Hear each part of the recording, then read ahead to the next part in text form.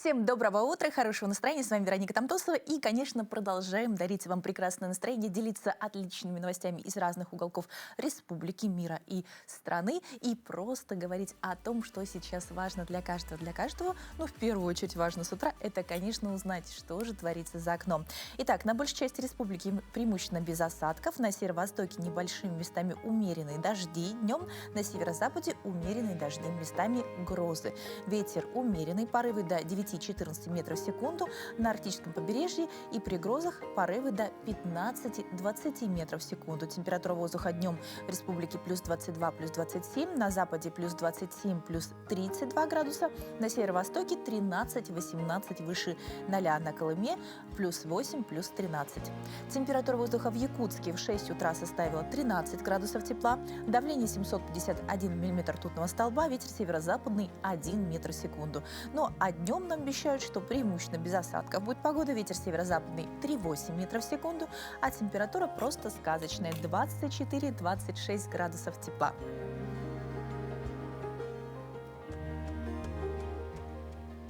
Всем еще раз доброго утра. Давайте открываем глазки, просыпаемся, подтянемся, вдохновимся, что на улице лето и тепло. Ну, правда, за окном днем плюс 27, а за экранами ваших смартфонов, конечно, бесконечная лента новостей. Июнь – время выбора – шум прибоя или шум уведомлений. Мы сегодня раскачиваемся, к сожалению, не на волнах, а в эфире вопрос на засыпку. Ваше идеальное лето – это песок в купальнике или гаджеты в руках? Голосуйте в нашем телеграм-канале и в Максе, а наш корреспондент Вероника Вайс пока выяснит, не разучились ли горожане отрываться, получается, от гаджетов и смотреть, что вокруг солнца и лето. Сегодня мы вышли на улицы города, чтобы узнать у горожан о их лете, какое оно идеальное или какое оно жаркое. Лето на пляже или лето с телефоном? На пляже.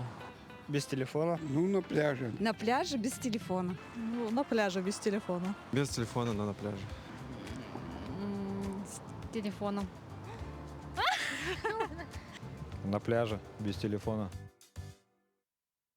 Ну, вот такое у нас лето у горожан. Но главное, что большинство выбирают все-таки без гаджетов и, конечно, отдохнуть. Сейчас посмотрим, что вы нам ответите в Телеграме и в Максе. Напоминаю, что всегда можете на них подписаться и быть в курсе последних новостей. Особенно у нас там проходят интересные игры, которые позволяют вам выиграть неожиданные сюрпризы. Ну, вообще, каждое лето по-своему хорошо. И когда дождик, и когда такая прекрасная радуга. А сколько было шикарных фотографий. Вспомните, вы еще не листали ленту, ну, посмотрите, когда была гроза, сколько потрясающих фото, и это вдохновляет, что это не а что это реальные фотографии нашего города и республики. Но пока мы вдохновляемся видами и хорошей погодой, переходим к последним новостям.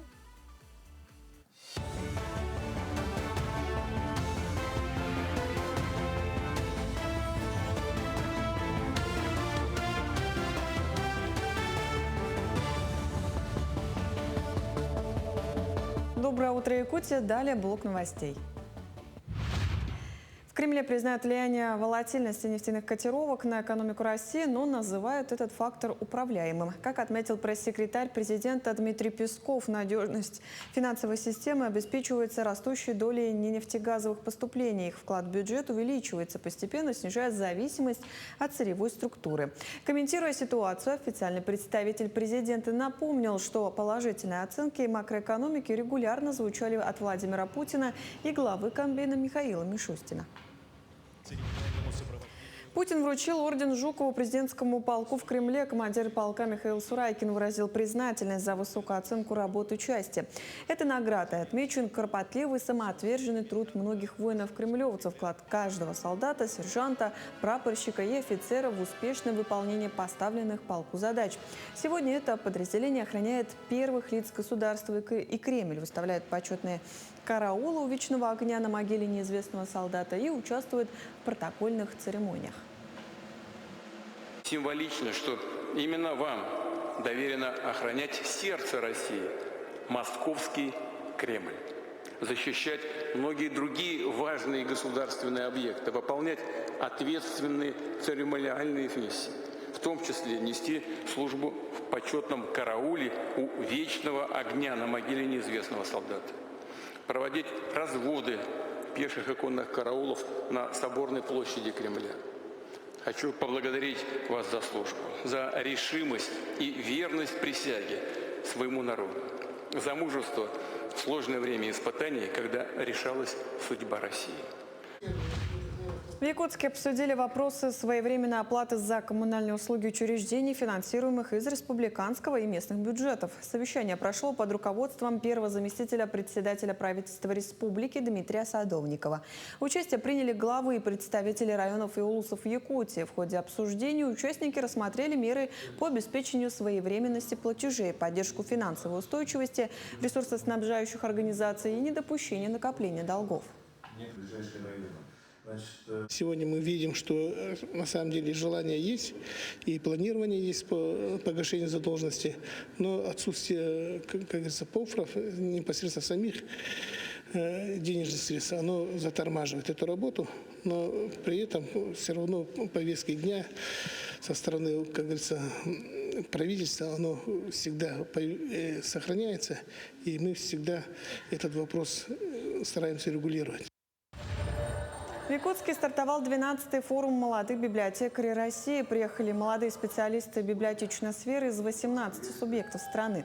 В программу включены множество практикумов и лекций. Также проходит обсуждение успешных реализованных идей. Начинающие специалисты представят свои проекты на дискуссионной площадке, как помочь молодым кадрам раскрыться в библиотечном деле. Также библиотекари презентуют доклады библионеформат «Опыт молодых» по направлениям коллаборация, бренд-библиотеки, медиа. В рамках форума пройдет финал всероссийского конкурса на лучший молодежный библиотечный проект. Авторам лучших проектов будут вручены награды. У меня очень интересный мастер-класс будет, посвящен новым компетенциям библиотекаря. И в рамках мастер-класса мы проведем, я считаю, замечательную деловую игру, как представить свою библиотеку людям, которые не планировали идти в библиотеку, как убедить их, что библиотека – это здорово. Это были последние новости на сегодняшнюю минуту. Обязательно поделимся даже еще чем интересным дышит республика, Россия и, конечно, весь мир. Ну а прямо сейчас мы знаем, как трудно оторвать голову от подушки, особенно когда за окном уже светло, а хочется еще 5 минуточек. Но сегодня мы приготовили для вас маленький ритуал. Специально для нашего эфира опытный йога-тренер записал простейший комплекс для бодрости, без сложных поз и акробатики. Только дыхание, наклоны и легкое пробуждение, конечно, спины и нашего настроения.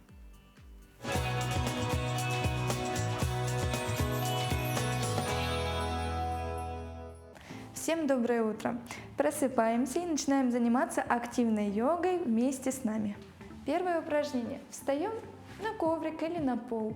Поднимаем одну ножку вверх, вдох.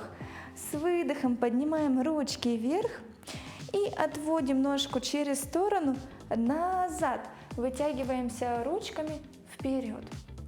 Вдох.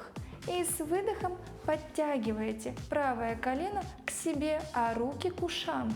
Выдох и вдох, и выдох. И то же самое сделаем на другую сторону. При выполнении этого упражнения следим за дыханием. Итак, поднимаем другую ножку вверх, вытягиваемся ручками вверх, вытягиваемся за макушку, вдох, и с выдохом вытягиваете ножку назад. С очередным вдохом вы подтягиваете колено, вдох.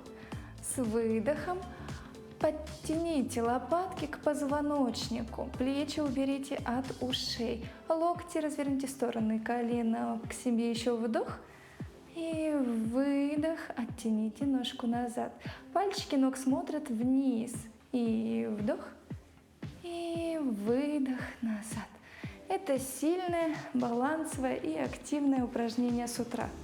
Следующее упражнение. Разворачиваем правую ножку, ставим шире ножки наши. Одна нога смотрит вперед, стопа разворачивается, а вторая в сторону. Это у нас вдох. С выдохом вы опускаетесь правой ручкой чуть ниже колена, либо на колено.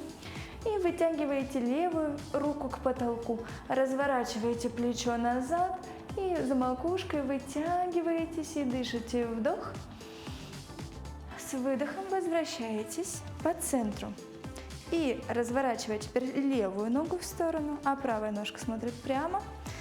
За прямой спинкой и за макушкой наклоняемся к левой ноге, укладываем руку на колено или чуть ниже и поднимаем руку вверх. Вдох, дышим, выдох и вдох. Возвращаемся по центру. Следующее упражнение. Подходим чуть ближе к краю коврика. Правая ножка остается, а левой ножкой активно отшагиваем назад. Таз подкручиваем вперед и руки поднимаем вверх. Вдох. С выдохом опускаем вниз и опускаем руки на пол. Меняем положение ног через планочку. Вдох и с выдохом подшагиваете левой ножкой вперед. И из этого же положения поднимаете ручки вверх, вдох, и таз подкручиваете вперед, выдох. Отталкиваетесь ножкой таким образом, чтобы вытянуться позвоночником вверх, вдох, и опускаете руки вниз. Подшагиваете ножкой. И последнее упражнение. Становимся в позу стола. Запястье под локтевым, локоть под плечевым суставом, колени под тазобедренным. И начинаем. Поднимаем одну ножку назад, вытягиваем, активно включаем ягодицы и бедра. И поднимаем противоположную ручку, вытягивая ее вперед. За макушку тоже вытягиваемся вперед, вдох. И с выдохом начинаем соединять. Правый локоть, левое колено, вдох, выдох. И вдох, выдох, и вдох, и выдох. Затем меняем стороны. Вытягиваем сначала левую руку и правую ножку. Вдох, за макушку вытягиваемся. Выдох, соединяем локоть и колено. Вдох, и выдох, и вдох, и выдох. 3 раз достаточно на одну и на другую сторону. Ну что, все успели потянуться? Ну а теперь отлично тянемся к знаниям. Сегодня в Якутске проходит этносоциологическая конференция, объединившая ученых, исследователей и экспертов в области социологии, этнологии, антропологии, культуры и истории. Мы поговорим о том, как меняются межэтнические отношения в современном обществе, почему важно сохранить культурное наследие народов и какую роль наука играет в укреплении общественного согласия. У нас в студии главный научный сотрудник и заведующая отделом этносоциологии Института гуманитарных исследований и проблем малочисленных народов Севера, доктор социологических наук Елена Маклашова и заведующая отделом этнологических исследований Института истории Республики Татарстан, города Казань, доктор социологических наук Гульнара Габрдахманова. Доброе утро. Доброе утро. Очень рада вас видеть, такие красивые, нарядные. Поздравляем вас с конференцией, но это очень серьезно. И вот расскажите, пожалуйста, какая основная цель сегодняшней конференции? Ну, конечно же, главная цель нашей конференции – это объединение научного потенциала ведущих ученых республики на благо совершенствования политики Республики Саха-Якутия в области укрепления межнационального согласия. То есть, по сути, это обмен опытом науки и практикой, которую мы знаем, для того, чтобы обеспечить, укрепить наше гражданское единство, укрепить межнациональное согласие. Ну, сразу тогда вопрос к нашим гостям. Вот насколько важны этнографические и социологические исследования для формирования государственной национальной политики? То есть кажется, как будто бы, ну, мы все считаем, что наука это отдельно, а вот наша жизнь это совершенно отдельно, хотя это не так. Хочу напомнить о том, что 25 ноября прошлого года президент Российской Федерации Владимир Владимирович Путин подписал указ о принятии стратегии государственной национальной политики Российской Федерации до 2036 года. Это основополагающий документ, который регулирует национальную сферу нашей страны. И в нем прописана обязанность субъектов нашей страны заниматься мониторингом межнациональных отношений. И, естественно, этот мониторинг не может не осуществляться без участия научного сообщества. Уже такая работа ведется в разных субъектах России, и ученые разрабатывают специальный инструментарий, как мониторить, как замерять межнациональные отношения. Поэтому сегодня можно говорить о тесной связке научного сообщества и органов государственной власти. Ну, тогда возникает вопрос, какие вопросы этносоциологического развития Якутии сегодня наиболее актуальны для научного сообщества, потому что зрителям очень интересно, конечно. Ну, прежде всего хочу сказать, что недавно закончился Дальневосточный форум народного единства, и там во взаимодействии с Ассамблеей народов, практиками, был поставлен такой крупный вопрос, как определение гражданского единства. Наверное, это значимый вопрос. Но если говорим про нашу конференцию, и в повестке дня нашей конференции стоят такие вопросы, во-первых, как сохранить единство и сохранить многообразие культуры, какие необходимо применить методы и технологии для адаптации мигрантов, чтобы не было конфликтов. Да? Ну и, наверное, важный, практический вопрос – это как применить те знания и практики наших общественных деятелей, да, для того, чтобы они стали основой для укрепления гражданского единства в нашей стране. Ну, это актуально, конечно, для всей Да. России, безусловно. Какие современные вызовы стоят перед сохранением культурного многообразия народов? То есть у нас, правда, очень мультикультурная не только республика, но и Российская Федерация.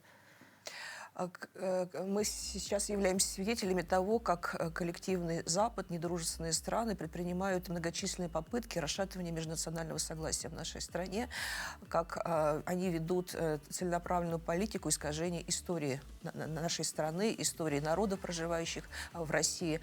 Поэтому сегодня, конечно, очень актуальной является наша работа, нас, социологов, этнологов, антропологов, по укреплению вот этого межнационального согласия и по сохранению исторической правды о нашей стране. Поэтому сегодня очень важно проводить специальные исследования, которые направлены на сохранение этого согласия, на укрепление, расширение знаний о нашей истории, особенно среди молодого поколения. И с этой целью в том числе проводится конференция Институтом гуманитарных исследований и проводятся другие многочисленные научные форумы, которые направлены на укрепление единства нашей страны.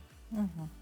Ну, а какие изменения в межэтнических отношениях в республике вы наблюдаете именно в последние годы в республике? Да, спасибо большое за вопрос. Действительно, в нашем институте отдел этносоциологии изучает межнациональные отношения. Это давно наше направление, фундаментально одно из них. Но в настоящий момент хочу сказать позитивно. У нас сохраняются стабильные межнациональные отношения. Буквально около 80% говорит о том, что они позитивные.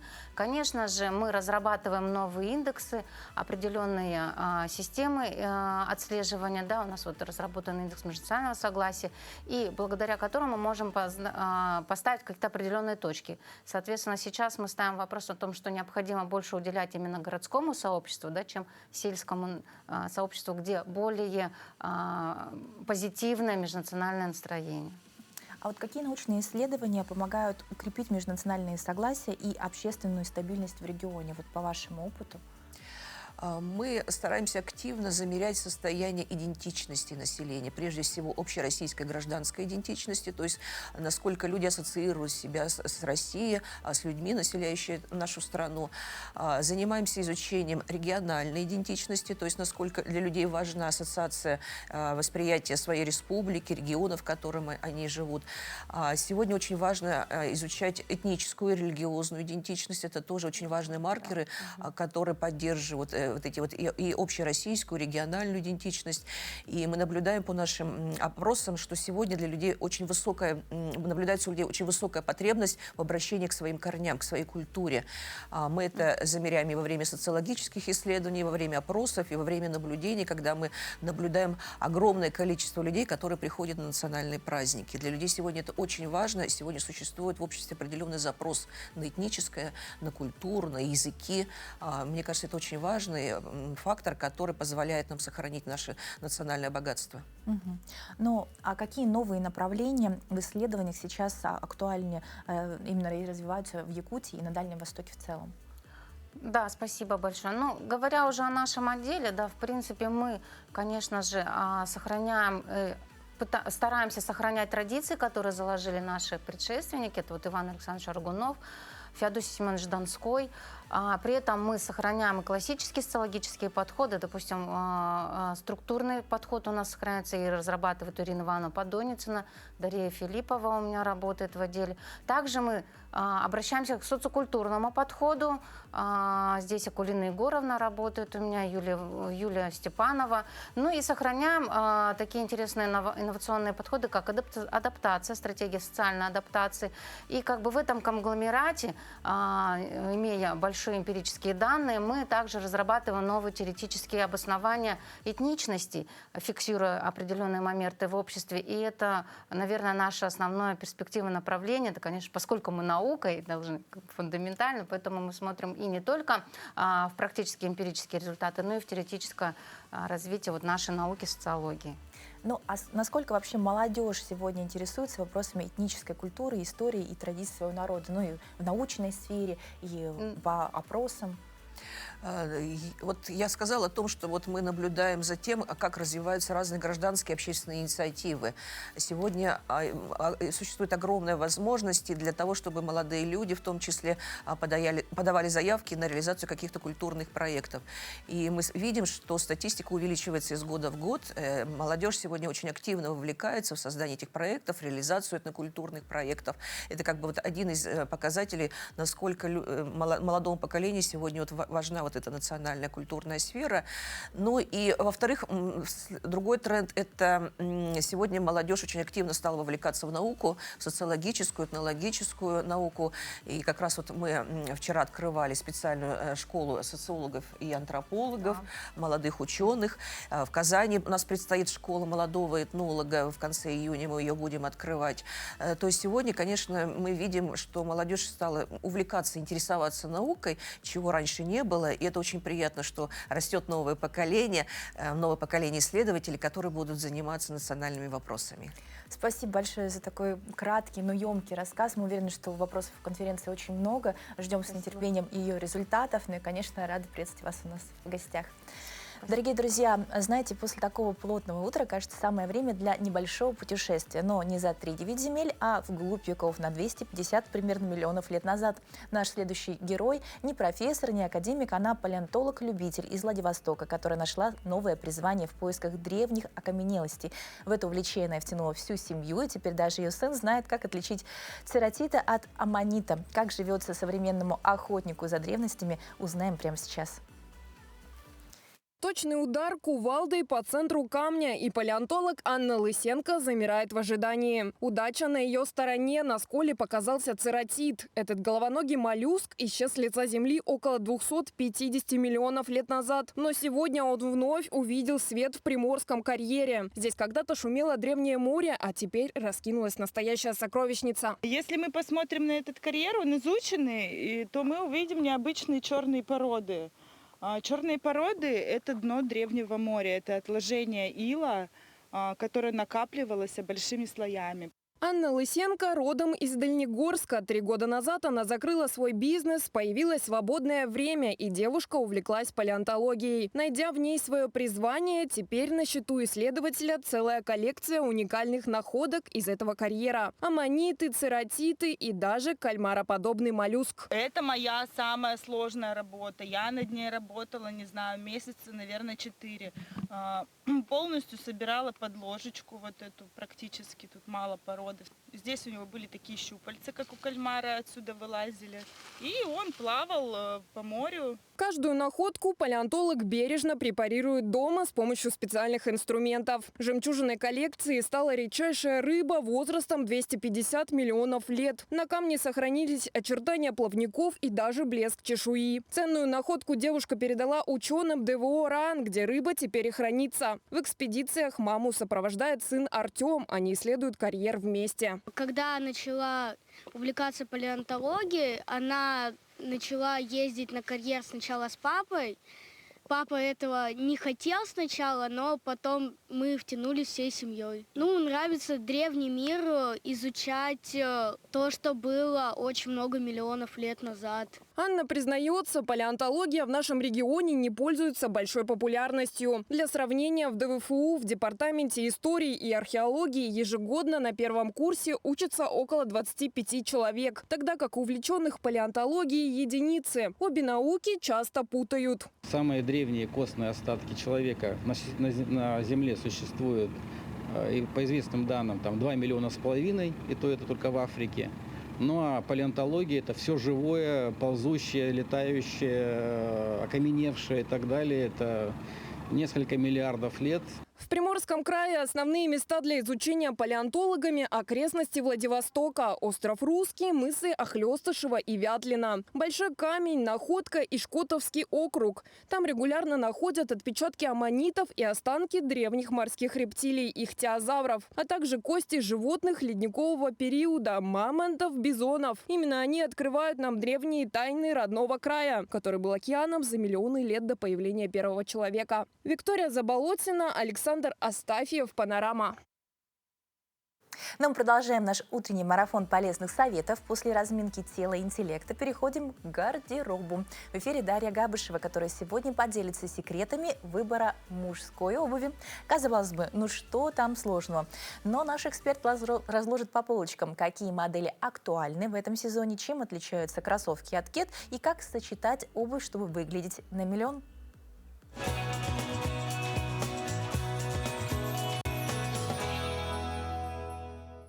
Как вы и просили, мы продолжаем тему мужского гардероба. Мы с вами уже разобрались с casual стилем, а теперь давайте посмотрим, какие варианты обуви можно выбрать на лето. И первый наш вариант – это базовые белые кеды. Белые кеды – это идеальный вариант для гардероба в летний период. Такие кеды можно сочетать как и с классическими вариантами костюма, также внедрить в casual стилистику. И такие кеды хорошо подойдут для сочетания простых, легких, светлых образов. И следующий вариант – это темные кроссовки. Они могут быть на самом деле в разных цветах и оттенках. Здесь я подобрала классический черный цвет. И помним, что когда мы с вами подбираем вариант обуви, то ориентируемся по тем низам, цветам тех низов, которые выбираем в гардероб. Например, если вы предпочитаете более темные низы, то выбирайте темные кроссовки. Если вы все-таки любите светлые брюки, джинсы и так далее, то лучше всего будет в вашем гардеробе смотреться светлая обувь. Также можно выбрать в свой гардероб акцентные кроссовки. Здесь также классическая форма кеды, которая идеально подходит под разные стили и прекрасно сочетается. Также достаточно актуальная модель. На сегодняшний день ее можно было назвать даже трендом. Такой цвет, как зеленый, например, в гардеробе, или бордовый, или, например, обувь синего цвета, идеально будет смотреться с почти всеми природными оттенками. То есть мы можем подобрать и хаки цвета, и бордовые, и красные, желтые. В общем, там огромный перечень оттенков, который хорошо будет сочетаться с данными кроссовками. Яркие кроссовки я бы рекомендовала как вторая пара в вашем обувном гардеробе. В том случае у вас будет процент износа плавно распределиться, по вашему гардеробу, и вы сможете использовать их как акцентный вариант для простых базовых образов. Следующий вариант – это кроссовки более удобные и комфортные, для активного отдыха. Мы с вами жители красивой огромной республики, и, конечно, очень часто мы путешествуем по любимым краям, ходим в лес, также много гуляем. И вот такие именно кроссовки идеально подойдут. Мы обращаем с вами внимание обязательно на подошву, для того, чтобы она была цепкая, удобная, комфортная. Также обувь и внутри должна быть продумана для того, чтобы вы могли в ней активно путешествовать. Также такие кроссовки выглядят, конечно же, очень стильно и смогут скрасить любой мужской гардероб. Такие спокойные оттенки и цвета хорошо подойдут к разным вариантам в стилистике милитари, также хорошо будут смотреться в различных экипировках, которые так любят якутские мужчины. Обувь – это один из самых важных предметов гардероба, из которого строится весь образ. Очень часто бывает такое, что придумал классный образ у шкафа, пришел к выходу, а нужной пары обуви не нашлось.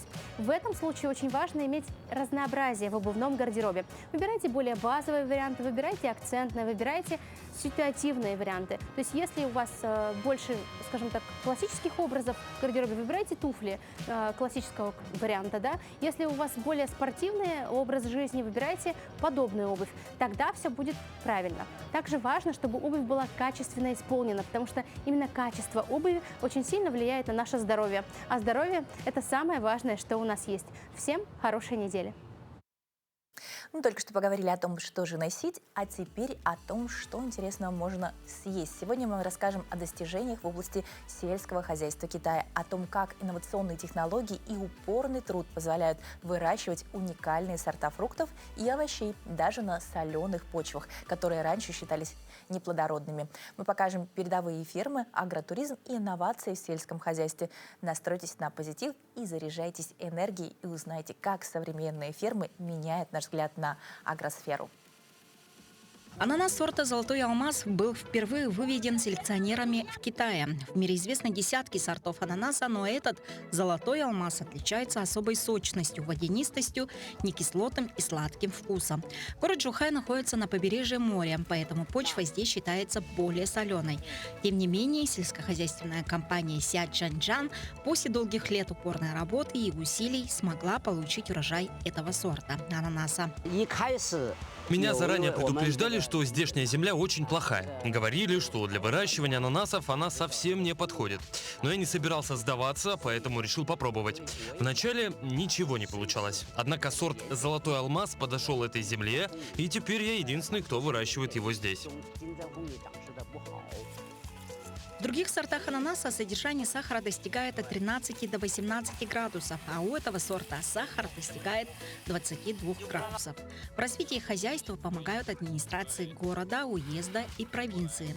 Более того, работники сельскохозяйственного отдела Чжухая сами приезжают и обучают работе с соленой почвой, борьбе с вредителями, портящими урожай, и использованию новых технологий. В этом районе десятки сельскохозяйственных предприятий, у всех разные направления. Кто-то выращивает фрукты, кто-то декоративные растения, кто-то занимается рисом. Но все мы помогаем друг другу.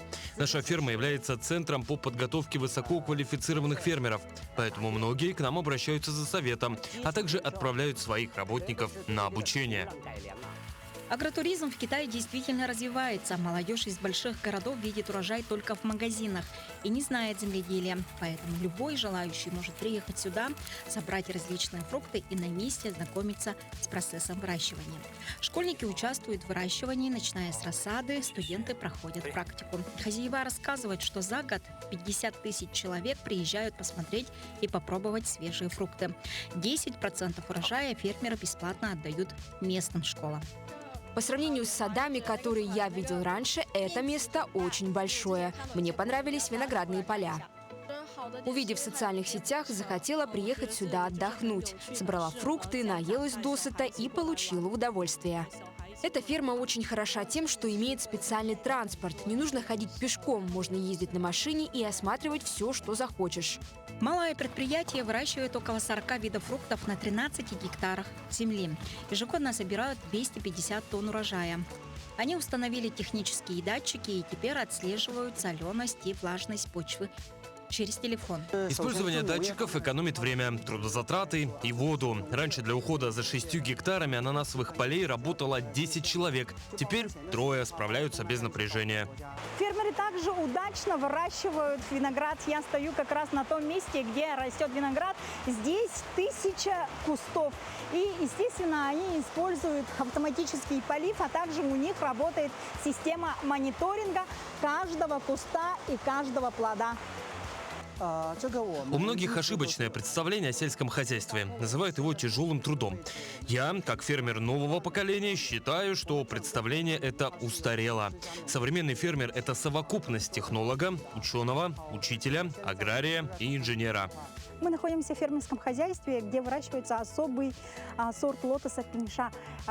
Джухай вообще местность засоленная, и по словам фермера, наоборот, это хорошо. И при засоленной почве, то есть здесь корень лотоса становится намного вкуснее.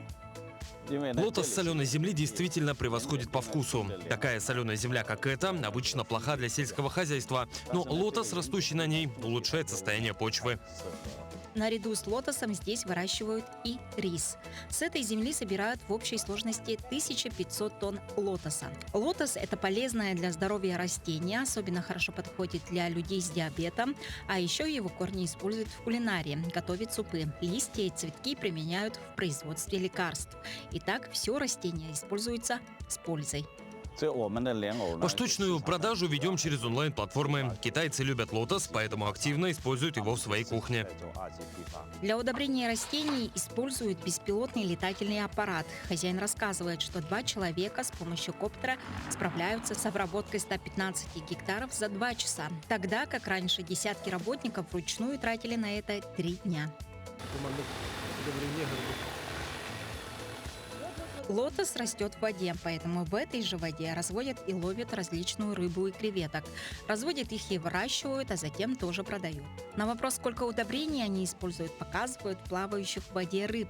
И говорят, что если бы были опасные пестициды, эти существа давно бы погибли. К тому же в стране строго следят за тем, кто что использует и как это применяется. Александра Хлопкова, Олег Колесов, Джухай, провинция Гуандун, Китай. Да, это меняет взгляд не только на сельское хозяйство, но и, в принципе, на отношение к своему труду. То есть технологии идут вперед, и их нужно повсеместно применять. Ну, а после разговора о высоких технологиях в сельском хозяйстве давайте переключимся на технологии в искусстве. Какие новинки киноиндустрия сегодня предлагает нам к просмотру?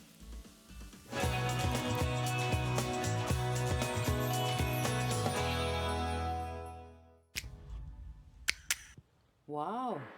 Смотрите в кинотеатре «Центральный» с этого четверга. Премьеру киноальманаха «Экзамен на дружбу», снятого воспитанниками школьной медиа-студии «Тускул», средней школы номер 5 города Якутска и ее бывшими выпускниками. Тебе же больше подходит творчество. От тебя такого не ожидала. «Экзамен на дружбу» состоит из 4 короткометражных фильмов. Первые 3 — работы школьников. В них они затрагивают подростковые проблемы, страх перед экзаменами, конфликты с родителями, неопределенность будущего и прочее. 4-й фильм «Хрупкие контуры» снят со студентами. Он реальный.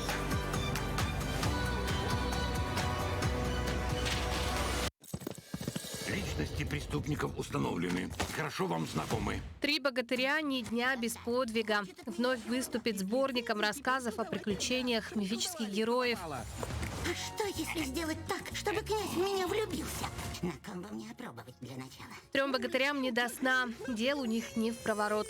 Сначала нужно вернуть князю волшебную ель, исполняющую желания, затем снять любовные чары с коня Юлия, наложенный Бабой-Ягой, и, наконец, поставить на место одного взорвавшегося пенька, который хочет стать главным фаворитом князя. Так они день и ночь, не зная отдыха, несут на своих плечах целый город и всех его жителей. Главное — не уронить. Глаза только косят. Вилкинс, ты берешь Карен Беверли в свои невесты? Я вас поздравляю! Теперь 5-я часть культовой анимационной франшизы «История игрушек». В этот раз сюжет будет строиться вокруг темы утраты интереса к игрушкам в современном мире. Подобный поворот отражает актуальные настроения общества, где цифровые технологии вытесняют традиционные формы досуга. Бонни, выключай планшет. Сейчас. В фильме появится новый персонаж — планшет по имени Лили Пат. Он станет своеобразным символом перемен, с которыми сталкиваются старые герои — Вуди, Бас, Джесси и другие. Их привычный мир меняется, и им предстоит найти свое место в новой реальности. Зрителей также ждет неожиданное событие. Конь Булзай, который ранее был немым спутником главных героев, впервые заговорит. Его голосом станет актер Алан Каминг, известный по роли ночного змея в «Людях Икс». Электроника захватила и наш дом. Я не знаю, Джесси. Игрушки для забав, но электроника, она для всего. Создатели фильма делают ставку на сочетание ностальгии и новых идей.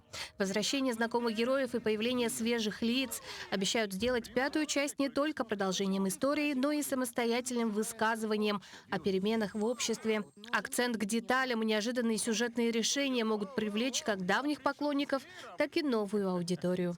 История «Игрушек 5» уже вызывает интерес благодаря смелым экспериментам с персонажами и темами. Ожидается, что фильм станет заметным событием в мире анимации и вызовет обсуждение среди зрителей разных поколений. Ну а мы желаем вам отличного настроения и приятного просмотра. Ты считаешь, я не смогу?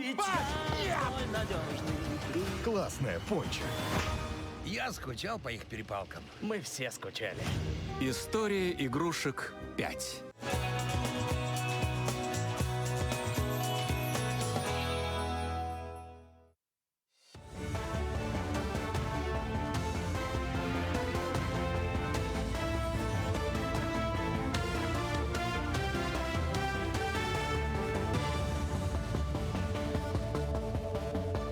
Мы продолжаем говорить о самых заметных событиях этого утра. В июле этого года ожидается увеличение пенсий для граждан, которым исполнилось 80 лет или которые получили первую группу инвалидности. Об этом сообщила член Комитета Госдумы по труду, социальной политике и делам ветеранов Светлана Бессараб. Она отметила, что для этих категорий граждан фиксированная выплата к страховой пенсии будет увеличена в 2 раза, а также будет автоматически назначена надбавка за уход. Поддержка молодых семей – одно из приоритетных направлений социальной политики Нерюнгринского района и всей Якутии. Молодожены, впервые вступившие в официальный брак, имеют право на единовременную выплату в размере 50 тысяч рублей. В Нерюнгринском районе с начала действия программы субсидии воспользовались 109 пар. Государственная поддержка носит целевой характер и направлена на стимулирование ранних браков. Рассчитывать на выплату могут пары, соответствующие ряду критериев. Брак заключен впервые, оба супруга – граждане Российской Федерации. Обоим супругам должно быть на момент заключения брака не более 25 лет включительно. Оба супруга должны проживать на территории Якутии. Заявление необходимо подать в течение 6 месяцев со дня официальной регистрации брака в органах ЗАГС. Электронное заявление подается через портал госуслуг. Дистанционный мониторинг состояния здоровья россиян с сахарным диабетом впервые включили в систему ОМС. Об этом сообщил председатель Федерального фонда обязательного медицинского страхования Илья Баланин. Также в систему ОМС включили дистанционный мониторинг для пациентов с артериальной гипертензией. Это позволит постоянно отслеживать ключевые показатели, вовремя получать рекомендации врача и предотвращать осложнения, отметил глава ведомства. Кроме того, расширен список школ для пациентов с хроническими заболеваниями для беременных и по вопросам грудного вскармливания. В общественном центре состоялось торжественное открытие летнего института. Ключевая тема форума «Учитель-2026. Архитектор экосистемы современного образования». Событие собрало педагогических работников, руководителей образовательных организаций и управленческие кадры системы образования республики.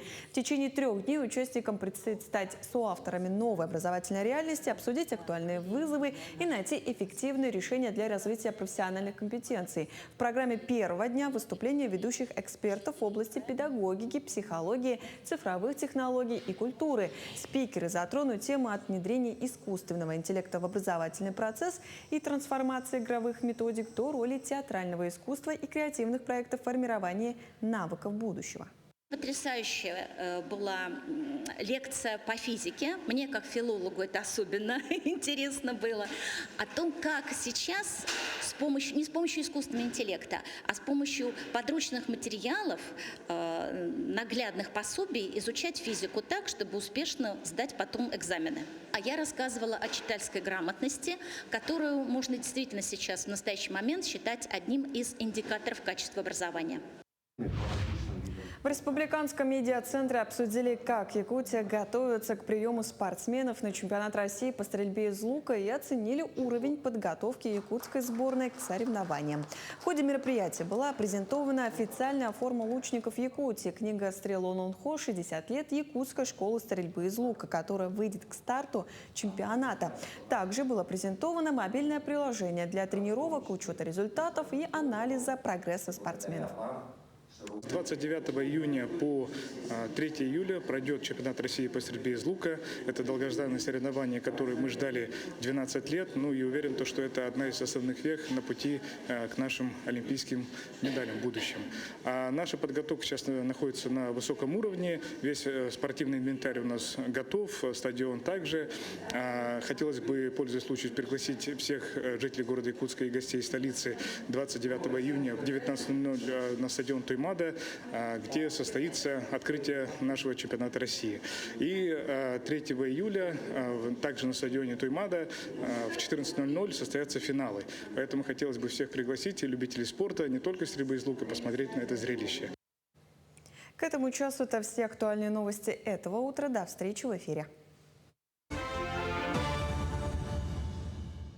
Ну, мы поговорили с вами о киноновинках, и вот к нам пришла та, кто сама эти новинки создает. В эти дни на Комсомольской площади проходит второй международный фестиваль «Книжный ветер». В этом году у него 4 больших направления, одно из которых экранизация. О том, как книга становится фильмом и что ждет гостей фестиваля, мы поговорим с нашей гостьей. В студии Аполлинария Дегтярева, режиссер, сценарист, продюсер, куратор трека «Экранизация» фестиваля. Здравствуйте. Здравствуйте. Ну, это потрясающе встретить с человеком, который это все создает. Что такое вообще трек экранизации вот в рамках фестиваля книжного? Трек экранизации, ну, как вы уже сказали, да, что это объединение двух, наверное, таких больших сфер, да, это литературы и кинематографа. И, конечно же, мы хотели бы побольше рассказать жителям и гостям нашего города, что такое кинематограф. И, соответственно, в рамках нашего трека это лекции, встречи, мастер-классы, кинопоказы, да, и, конечно же, это наша выставка, да, и у нас было дефиле. Да вы что? Да. Мы хотели показать вообще, как работают разные цеха, в том числе и художественный цех. То есть дефиле, оно было как демонстрация результата труда нашего художественного цеха именно в плане костюмов. Это очень интересно. То есть, мастер-классы, вот какие, будет ли возможность что-то снять, может быть, показать себя? Вот, что в рамках мастер-классов ждет наших жителей города? Например, сегодня у нас будет мастер-класс по актерскому мастерству. То есть каждый желающий может подойти и попробоваться в какой-нибудь роли, да, и поработать со специалистом. Также у нас будут мастер-классы по продюсированию и мастер-классы по дистрибуции. Кроме того, к нам приехал наш коллега из Кыргызстана. Да, это очень талантливый оператор. Его зовут Акжол Бекболотов. Вот, и он будет рассказывать про свой опыт и поделиться, как же можно воплощать литературу на экране. Вот есть отдельная специальность сценариста. Вот как вы считаете, каким должен быть сценарист, какими навыками должен обладать, чтобы его текст заметили и экранизировали? В первый день у нас был паблик-ток, да, то есть с нашими экспертами по кинематографу, и мы там уже определили вообще, что же должен делать сценарист, что должен делать писатель для того, чтобы текст был заметен. И мы все пришли к выводу, что главное — это история, конечно же, да, если история сама по себе интересная, то и фильм может быть успешным. Но я от себя, наверное, добавлю, да, что, конечно же, важны и персонажи, и главные герои, за которыми интересно наблюдать от начала и до самого конца. А что в персонаже важнее? Это актерская игра или продуманное описание вот в сценарии? Я думаю, что и то, и другое, потому что даже на съемочной площадке любой актер может привнести что-то свое. И это очень интересно наблюдать, потому что вот творческий процесс, он всегда яркий. Вот в рамках фестиваля проходят бесплатные кинопоказы. Что можно будет увидеть и когда? У нас с самого первого дня, да, действительно шли кинопоказы, сейчас тоже продолжают идти. Первый фильм, который был показан, это «Там, где танцуют стерхи», режиссер Михаил Лукачевский. Вот. Далее у нас был «Легенда вечных снегов». После этого это был Михаличан Булчут, кстати, новинка. Вот. И сегодня можно будет посмотреть фильм «Саскики». И завтра «Джикти Сас». Это вот два фильма, которые были сняты ранее, да, но тем не менее до сих пор оставляют какие-то приятные воспоминания, и я думаю, что будет интересно. Ну, интересно вообще их увидеть еще раз на большом экране. Конечно. Говорят, что в рамках фестиваля будет кинокастинг. Это всегда очень волнительно. Кто будет участвовать, кого набирают и что такое база актеров в республике? Вчера у нас прошел кастинг для детей и подростков, да, но сегодня тоже можно подойти, потому что вчера у нас был настоящий аншлаг. Мы прослушали более 60 человек. Вот. А сегодня у нас будет кастинг с 11.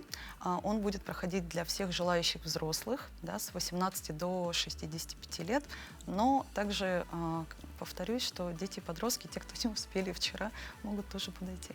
То есть желающих очень много? Конечно. После этого мы всех вносим в нашу базу, передаем эту базу режиссерам и продюсерам, которые отсматривают потенциальных кандидатов, да, и уже мы потом будем общаться более детально. А какими вот нужно обладать, не знаю, внешними, внутренними навыками, данными, чтобы попасть в эту базу? Я думаю, что здесь просто нужно быть артистичным, не бояться камеры, вот и все. Потому что в отличие, наверное, от театра и каких-то модельных агентств, да, мы не смотрим на красоту там, или еще на что-то, да, в каком-то таком стандартном понимании, да, потому что нам нужны абсолютно разные люди, да, мы снимаем про жизнь, и естественность — это самое главное в кино. Что бы вы выделили на фестивале для себя вот лично? На фестивале я считаю что это очень классный проект, да, потому что когда ты рассматриваешь литературу не просто как отдельную сферу, да, а еще в совокупности с какими-то другими сферами, ты понимаешь что оказывается и литература, и кинематограф могут друг другу помочь. Да? Например, когда мы видим экранизацию, то ни для кого, наверное, не секрет, да, что после экранизации сразу же некоторые книжки попадают в топы. Да. Многие мои коллеги тоже сказали что книжки исчезают с полок магазинов и из библиотек. И это очень интересный факт. Я думаю, что таким образом можно и полюбить и кинематограф, и литературу.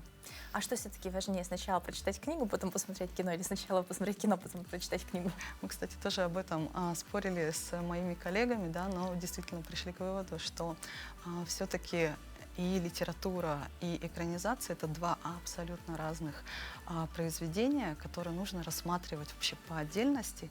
И я думаю, что это абсолютно не важно. Посмотрите ли вы сначала фильм, либо книгу. Спасибо большое, удачного вам кастинга, удачного фестиваля, конечно, просмотров. Ну а, дорогие телезрители, активно присоединяйтесь, это очень интересно, это объединяет почти как коллаборация на одной площади и литература, и кинематограф. Ну а прямо сейчас листаем календарь назад. 25 июня выдалось на редкость богатым на события, от великих открытий до мировых конфликтов. Ну и начнем, конечно, с праздника. Сегодня свой день отмечают все, кто связан с морем. Поздравляем вас с праздником. Ну а прямо сейчас о том, чем еще знаменательна сегодняшняя дата.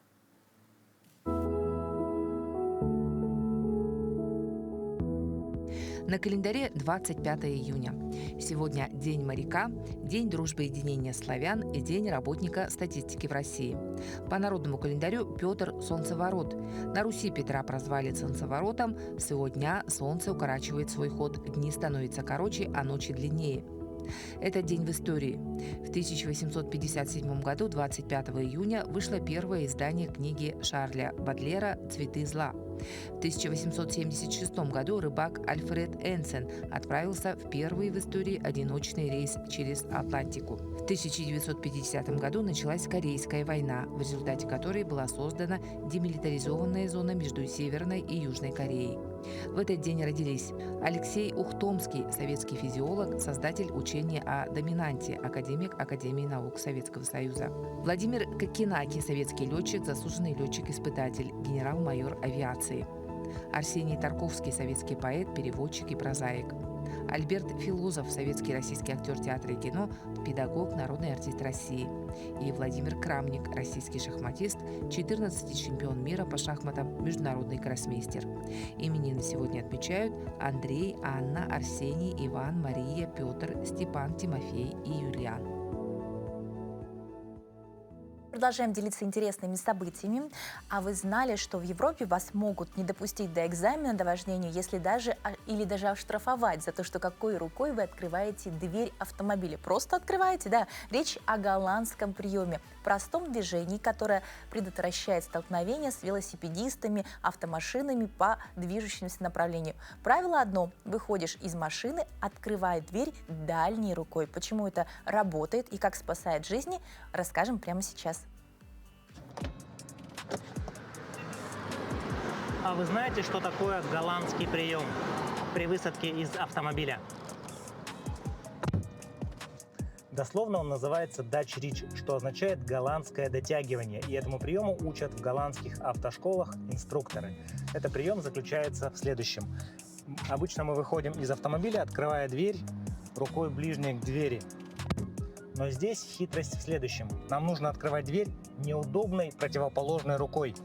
Таким образом, при открытии двери наше тело автоматически выравнивается в сторону потока. И безопасность ваша становится гораздо выше, так как вы видите приближающийся сзади автомобиль. Итак,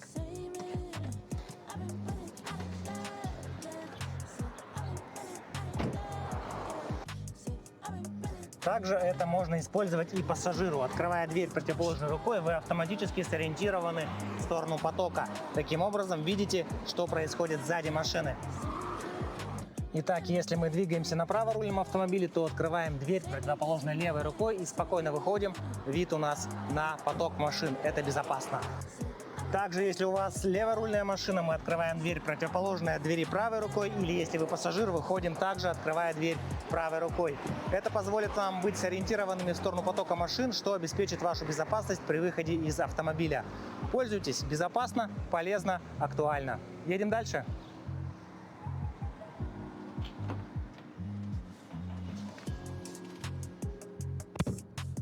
Дорогие друзья, ну вот и наше утро подошло к концу. Мы успели размяться с йогой, заглянуть в прошлое с палеонтологом, обсудить моду, кино, новые технологии и даже научиться правильно выходить из машины. Надеюсь, этот эфир подарил вам не только информацию, но и хорошее настроение на весь день. Спасибо, что были с нами. Начинайте утро вместе с нами на Якутия 24. Всем хорошего дня, отличного настроения и, конечно, чаще друг другу улыбайтесь, радуйтесь лету. Пусть оно будет таким, каким мы мечтали.